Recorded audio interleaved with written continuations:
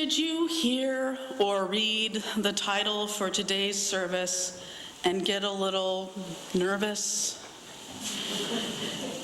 Did you hear or read the title of today's sermon, which is "This Makes Me Uncomfortable, White Fragility," and get a little uncomfortable? Okay, maybe that was the power of suggestion. Did those of you who are white see the word fragile and worry that I would be preaching that you were weak or even a little pathetic? Now, in fairness, the term white fragility is on the provocative side, and so I really ought to explain what the term means. Many of the ideas I'll share today are from Robin DiAngelo, who is the author of a book called White Fragility: Why It's So Hard for White People to Talk About Racism. DiAngelo, who is white, is a former professor at Westfield State University here in Massachusetts, and she currently teaches at the University of Washington. She co-led an excellent workshop at last year's UU General Assembly, which is how I came to this topic. DiAngelo explains the term white fragility this way. White people in North America live in a social environment that protects and insulates them from race-based stress. This insulated environment builds white expectations for racial comfort, while at the same time lowering the ability to tolerate racial stress. White fragility is a state in which even a minimum amount of racial stress becomes intolerable, triggering a range of defensive moves. These moves include the outward display of emotions such as anger, fear, and guilt, and behaviors such as argumentation, silence, and leaving the stress-inducing situation. These behaviors, in turn, function to reinstate white racial equilibrium, she writes. So let me summarize that in more basic terms. In this country, people who are socially constructed as white have been shielded to a large degree from thinking about race very much.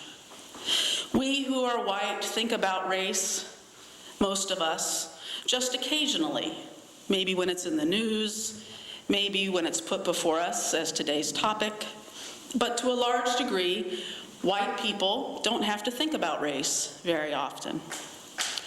The culture of white supremacy has made whiteness the norm to such a degree that those of us who are white often don't think of ourselves as having a race. In fact, there's a decent chance that if today's sermon title made you a little uncomfortable, it was the word white that was uncomfortable, though you might not have been consciously aware of that. White people have the luxury of not having to think much about belonging to a race. Now, strictly speaking, that part is white privilege, not white fragility. White fragility is when it stresses me out, for instance, to talk about race. If I'm honest, it's stressful to preach about race. Thinking about race can be nerve-wracking, it can be anxiety-provoking for white people. For people of color and indigenous people in our culture, race is always right there, right in the face. So talking about it for people of color can sometimes actually be a relief. My white fragility shows up in the fact that although I almost never have to be stressed out about race in any meaningful way, it scares me to some extent to talk about it because I might say something stupid or wrong, or someone might call me out or complain. Race, for Black people, is a life or death matter. That's at the heart of the Black Lives Matter movement. For me, thinking about race is basically just uncomfortable. That's one kind of white fragility. I'm sure you remember when President Obama was inaugurated in 2009. and some in the media and elsewhere declared that we were in post-racial America. Do you remember that? Now, a decade later, it's abundantly clear that we are not living in post-racial America. But why would anyone have even ever said that? I would argue that that was white fragility talking, as in, okay, we have a black president now, president of all things. Can't we please stop talking about race now? Because it makes us white people a little bit uncomfortable. So I've talked about white fragility and the fear and the discomfort, but there are other emotions associated with white fragility, one of the main ones being anger. DiAngelo shares this vignette. I am a white woman. I'm standing beside a black woman. We're facing a group of white people seated in front of us. We are in their workplace and have been hired by their employer to lead them in a dialogue about race. The room is filled with tension and charged with hostility. I have just presented a definition of racism that includes the acknowledgement that whites hold social and institutional power over people of color. A white man is pounding his fist on the table. As he pounds, he yells, "A white person can't get a job anymore." I look around the room and see 40 employees, 38 of whom are white. Why is this white man so angry? Why is he being so careless about the impact of his anger? Why doesn't he notice the effect this outburst is having on the few people of color in the room? Why are all the other white people either sitting in silent agreement or tuning out? I have, after all, only articulated a definition of racism. Here ends her vignette. We have probably all, whether you identify as white or black or any other racial category, we have probably all encountered white people who are angry when the topic of racism comes up. Some folks talk about affirmative action as though the system is truly stacked against you if you're white. This is a particularly troubling version of white fragility, but it's not exactly rare. Another phenomenon you might have encountered is a white person protesting when a book or a workshop or a talk on race is written or given by another white person. Sometimes white people will protest that another white person has nothing to offer on the topic, can't possibly talk about race or racism in a way that they'll learn anything. Of course, this is another form of white fragility. Again, white is just as much of a race as any other category, which is one of the lessons we need to learn first. In fact, people of color have been asking white people to educate ourselves about whiteness. As influential young black writer Ijeoma Oluo puts it, white people, I don't want you to understand me better. I want you to understand yourselves. Your survival has never depended on your knowledge of white culture. In fact, she says, it has required your ignorance. There's also a well-intentioned white person's version of white fragility that involves guilt. A well-meaning white person, maybe for instance, like me, might focus on feelings of guilt for my white privilege. I know I've always had white privilege, that it's helped me all along in this society, and I feel guilty for benefiting from white supremacy culture. But just stopping there isn't really very useful. Feeling guilty isn't that productive, and being well-intentioned certainly isn't enough.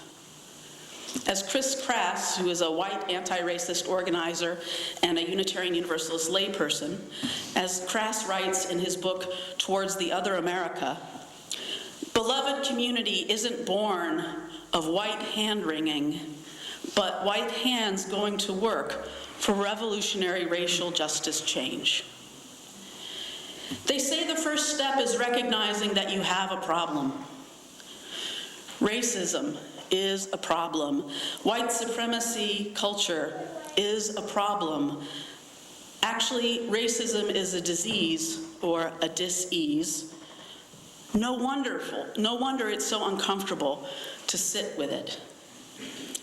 For our opening words, you heard Wendell Berry, a white man best known for his environmentalism, on the wound of racism. I adapted his words, which he wrote a half-century ago in 1969, for gender inclusivity. It's a beautiful explanation of the wound of racism, and actually it's a sensitive way of framing white fragility. He wrote, "If whites have inflicted the wound of racism upon blacks, the cost has been that whites would receive the mirror image of that wound into themselves. As members of the dominant race, whites felt little compulsion to acknowledge it or speak of it. The more painful it has grown, the more deeply whites have hidden it within themselves.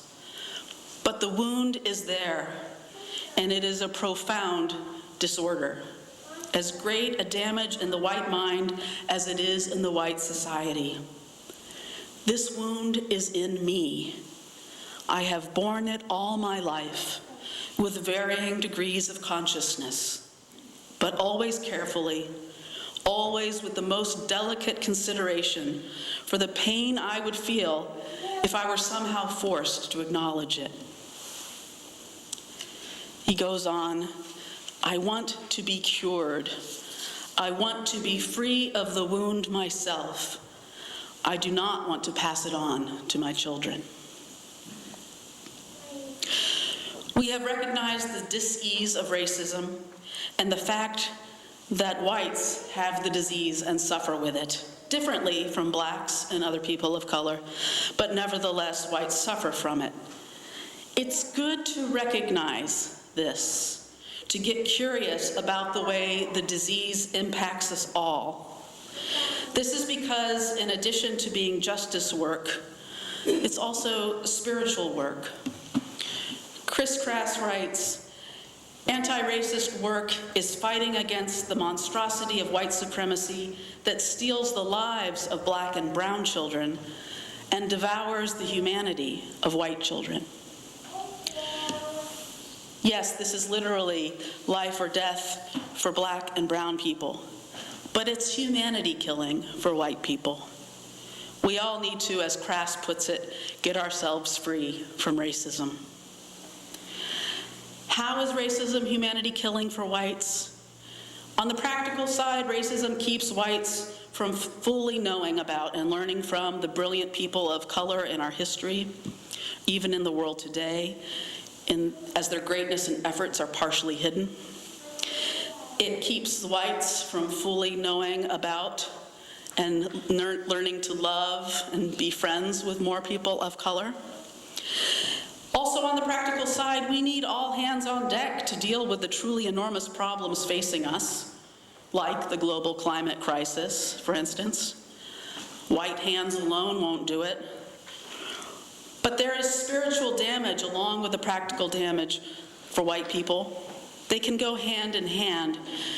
For instance, the great 19th and 20th century writer and activist W.E.B. Du Bois was one of the first to name this.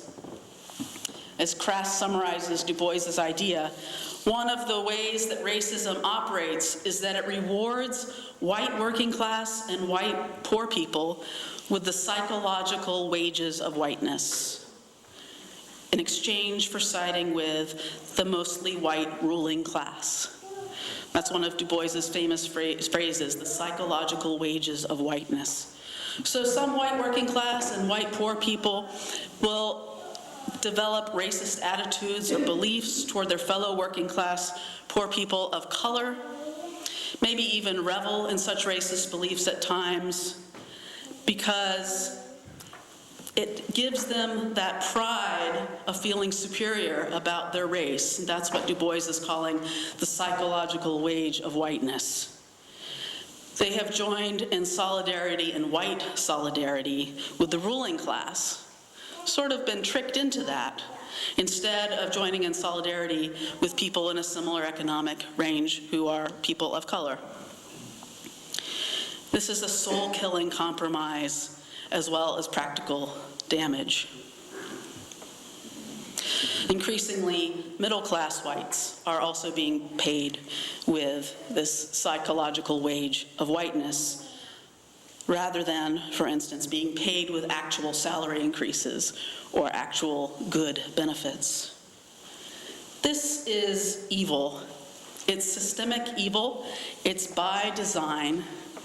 As Crass says succinctly, white supremacy culture has seized the minds and souls of white people and deformed the humanity of whites in the service of racist evil. Is there a way to end white supremacy culture? Is there a cure for white fragility? I believe there certainly is. For starters, it's caring more about sparing black lives than we care about sparing white feelings, including perhaps our own feelings. A few years ago, I went to a wonderful conference called Revolutionary Love: Tools, Tactics, and Truth-Telling for Dismantling Racism. I personally believe that revolutionary love is at the heart of all major world religions, including Unitarian Universalism. When you dig down deep enough, revolutionary, life-changing love is at the core. The short answer to what is the key to dismantling racism or dismantling white supremacy culture is the same as the short answer to what is the cure for white fragility. The secret, the key, the cure is revolutionary love, which is unstoppable. Anti-racism work is challenging and it can be intimidating. Many of us are terrified of making mistakes. Maybe especially white people are terrified of making mistakes. When we get called out on the mistakes we've made in doing this work, it can feel pretty bad. But those of us who are white will have to work on being less fragile. We'll have to work on what DiAngelo calls our racial stamina, our tolerance for remembering that, yes, white people have a race, our tolerance for thinking about race and white supremacy culture and how we benefit from it. As DiAngelo writes, the racial status quo is comfortable for white people, and we will not move forward in race relations if we remain comfortable. The key to moving forward is what we do with our discomfort. We can use it as a door out, blame the messenger, disregard the message, or we can use it as a door in by asking, "Why does this unsettle me?" she writes. I believe we can do this work. We'll have to embrace our imperfection. We'll have to tolerate making mistakes, because that's a small price to pay for doing life-saving anti-racist work. Embrace imperfection as part of revolutionary love and fighting the power. Imperfection is part of the beauty of being a human animal. I hope that we will do, and I'm planning that we do, a congregational read together. I'd like for as many people who are willing to read DiAngelo's book, White Fragility, which is actually quite short and readable, and I'd like for us to discuss it. So please stay tuned for details on that. And I will preach about DiAngelo and this work and concepts again. We can together, all of us, create this better world. Revolutionary love is unstoppable, and another world is possible. Our compass can bend.